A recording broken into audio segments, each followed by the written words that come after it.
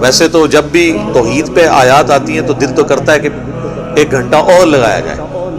اور جنہوں نے اسلام کا لبادہ اوڑھ کر مسلمانوں میں گھس کے شرک کو عام کیا ہے ان کو مزید ننگا کیا جائے۔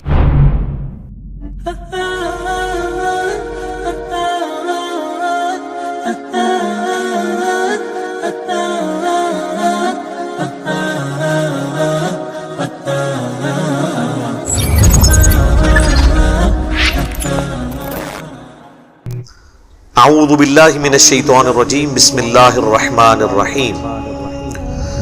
ان اللہ لا یغفر ان یشرک بہ،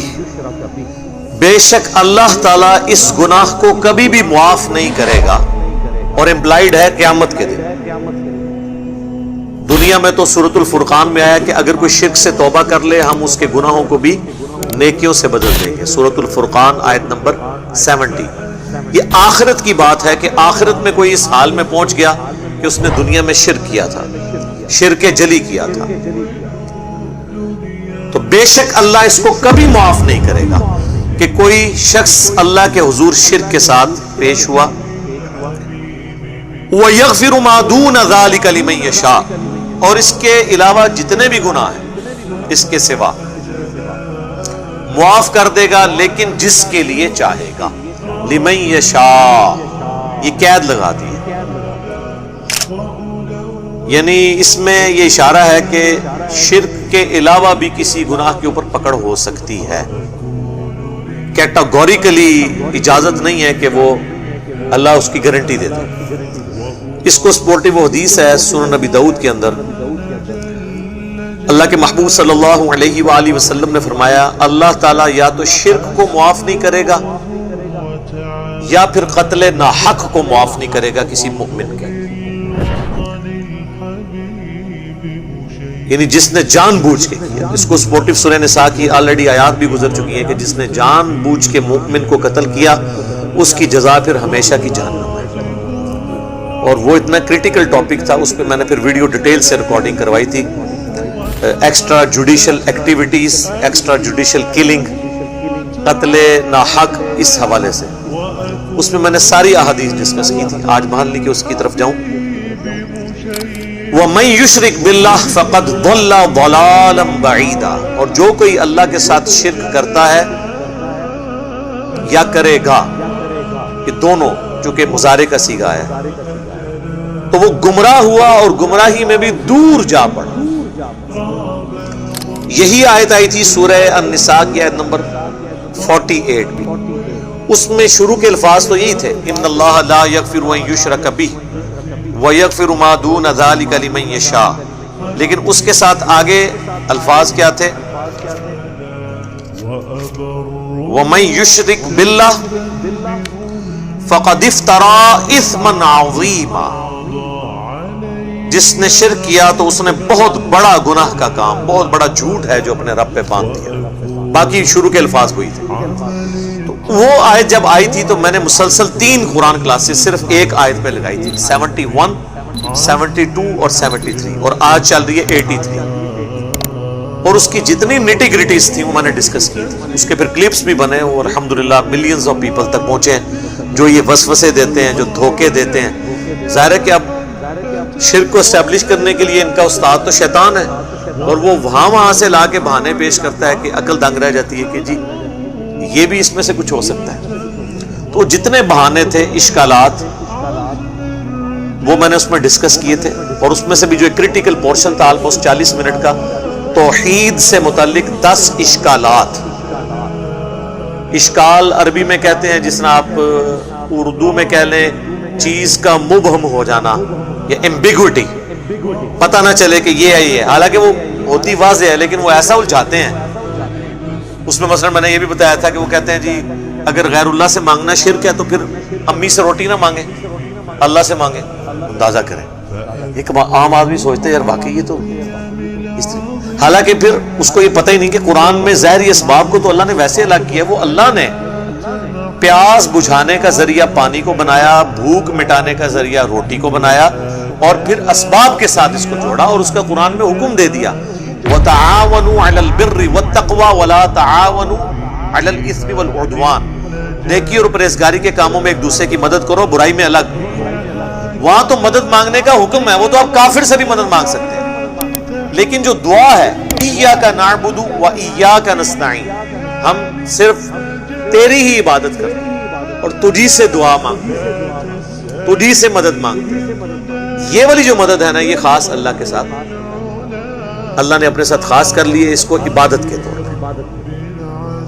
تو اس پہ چونکہ بڑی ڈیٹیل میں نے ڈسکشن کی ہے، یہاں پہ میں سکپ کر رہا ہوں۔ ویسے تو جب بھی توحید پہ آیات آتی ہیں تو دل تو کرتا ہے کہ ایک گھنٹہ اور لگایا جائے، اور جنہوں نے اسلام کا لبادہ اوڑھ کر مسلمانوں میں گھس کے شرک کو عام کیا ہے ان کو مزید ننگا کیا جائے، لیکن میں نے آلریڈی اس وقت اتنی تسلی کی تھی۔ ظاہر 3 کلاسیں ریکارڈ ہوئی ہیں تو ایک نشست میں نہیں ہوئی، 3 ہفتوں میں ہوئی ہیں، اور وہ ایک ایک کلاس کے لیے پورے ہفتے کی ورکنگ ہوتی ہے کہ تاکہ کوئی ایک چیز بھی ایسی نہ ہو کہ جو سکپ ہو جائے اس میں۔ لوگ کہتے ہیں جی مختصر بات کریں، میرے بھائی جہاں پر 11ویں شریف کو ثابت کرنے کے لیے 1100 صفحوں کی کتاب لکھی جائے تو سر ہمیں 11 گھنٹے تو دیں نا کہ ہم اس کا جواب دیں۔ ایسے وسوسے انہوں نے چھوڑے ہوئے ہیں، ایسے ایسے چوہے چھوڑے ہوئے ہیں، تو وہ پھر میں نے ڈیٹیل سے اس پر ڈسکشن کی تھی، آج میں اس کو سکپ کر رہا ہوں۔ إِن يَدْعُونَ مِن دُونِهِ إِلَّا إِنَاثًا، یہ تو نہیں پکار رہے مگر دیویوں کو، فیمیل دیویوں کو، مؤنث جو دیویاں ہیں ان کو پکار رہے ہیں۔ اچھا اب ان کے جو نام بھی تھے نا سارے وہ فیمیلز والے تھے، لات، منات، عزا، جو انہوں نے بتوں کی اور دیویاں جو بنائی تھی فرشتوں کی بنائی ہوئی تھی، تو فرشتے تو نہ میل ہیں نہ فیمیل، وہ تو اس جینڈر سے ہی آزاد ہیں۔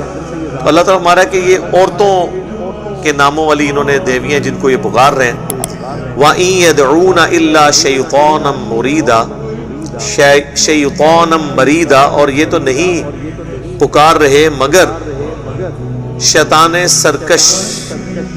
کو، ظاہر ہے شیطان ہی پیچھے کھڑا ہوا ہے نا۔ اچھا اب آپ دیکھیں یہ جو میرے سامنے ترجمہ ہے نا، پیر کرم شاہ صاحب الازہری کا ترجمہ ہے، انہوں نے اس کے ترجمے میں کر دیا ہے کہ یہ تو عبادت نہیں کر رہے مگر شیطان سرکش کی۔ تو عبادت ہوتا تو یہاں ہوتا یعبدون، یہ ہے یدعون، یدعو کہتے ہیں پکارنے کو، دعا، پکارنا، ندا کرنا۔ اب ظاہر ہے کہ یہ جس فرقے سے تعلق رکھتے ہیں نا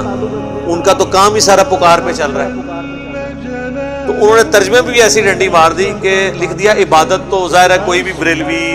دیوبندی، اہل حدیث، شیعہ یہ تو نہیں کہے گا کہ میں اللہ کے سوا کسی اور کی عبادت کرتا ہوں، لیکن اگر یہاں پہ ترجمہ وہ کرتے کہ یہ تو نہیں پکار رہے مگر شیطان کو، تو اس کے دماغ میں کہیں آ سکتا تھا کہ اللہ کے سوا کسی کو نہیں پکارنا مدد کے لیے، تو کبھی اس کے دماغ میں آ سکتا تھا کہ یہ میں جو یا شیخ عبد القادر جیلانی مدد یا علی مدد کہہ رہا ہوں، یہ تو میں اللہ کے مقابلے پہ ان ہستیوں کو پکار رہا ہوں، اور ان ہستیوں نے کہیں یہ نہیں کہا۔ آج جیزس کرائسٹ کے نام پہ اتنا بڑا شرک کھڑا ہوا ہے پوری دنیا میں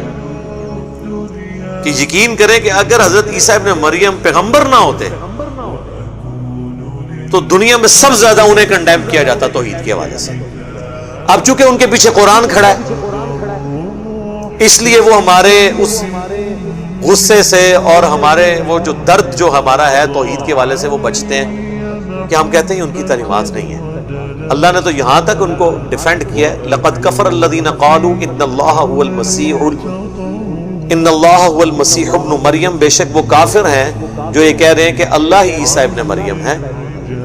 وقال المسیح، جبکہ مسیح نے تو یہی کہا تھا اپنے فالوور سے، اعبدوا اللہ ربی و ربکم، عبادت کرو اس رب کی جو میرا بھی رب ہے تمہارا بھی رب ہے۔ انہ من یشرک باللہ، بے شک جو کوئی اللہ کے ساتھ شرک کرے گا، فقد حرم اللہ علیہ الجنہ، تو بے شک اللہ نے اس پہ جنت حرام کر دی ہے، ومأواہ النار، اور اس کا ٹھکانہ ہے جہنم، وما للظالمین من انصار، اور ایسے شخص کا قیامت والے دن کوئی مشکل کشا مددگار نہیں۔ تو اللہ تعالیٰ نے جیزس کرائسٹ عیسیٰ ابن مریم کی صفائی خود قرآن میں دے دی کہ ان کے نام پہ اگرچہ انسانیت کا سب سے بڑا شرک ہوا لیکن وہ بری ہیں، ان کی یہ تعلیمات نہیں تھی۔ تو پھر سیدنا علی یا شیخ عبد القادر جیلانی وہ بھی بری ہیں۔